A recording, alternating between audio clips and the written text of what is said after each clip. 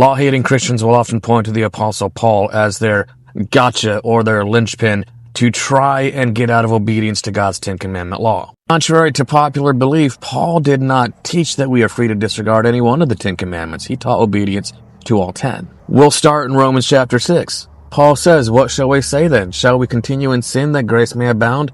God forbid." That same apostle a few chapters earlier, even though he says we are justified by faith, look what he says. "Do we then make void the law through faith? God forbid. Yea, we establish the law."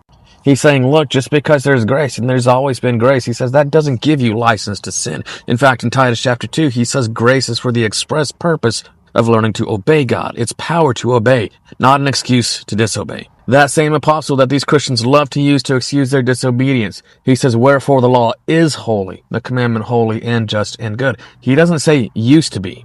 And just a few verses earlier, he says, "What shall we say then? Is the law sin? Is the law a bad thing? God forbid. Nay, I had not known sin but by the law." Couple that with 1 John 3 verse 4, sin is the transgression of the law. Notice he says, "For I had not known lust except the law had said, thou shalt not covet." What he says in Colossians 3 verse 5, he says, "Covetousness, which is idolatry." And notice the sins he's listing violations of the Ten Commandments. People love to say, oh, belief and love is the only thing required now. Just ain't true. Look what he says.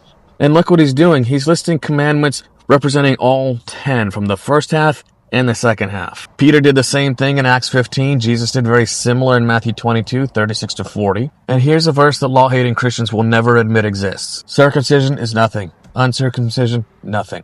But the keeping of the commandments of God." Now, based on what we just saw in Paul's other epistles, what are those commandments? The 10 Commandments. In fact, I dare say that if the Apostle Paul were alive today, if he could see what modern Christianity has done to twist his writings, he would be appalled. They would be getting a letter in which he would accuse them of blasphemy. He would have stronger, sharper, more blunt rebukes than anything we see in his writings in the Bible. Of course, Jesus himself, the God who called and inspired the Apostle Paul, said this, "Many will say to me in that day, Lord, Lord, have we not done all these awesome and wonderful works in your name?" And Jesus, in unmasking their hypocrisy before their very eyes, will simply say this, "I never knew you. Depart from me, you that work iniquity." If you're really following the Apostle Paul, you're going to be obedient to all 10 Commandments. And yes, that includes the Sabbath.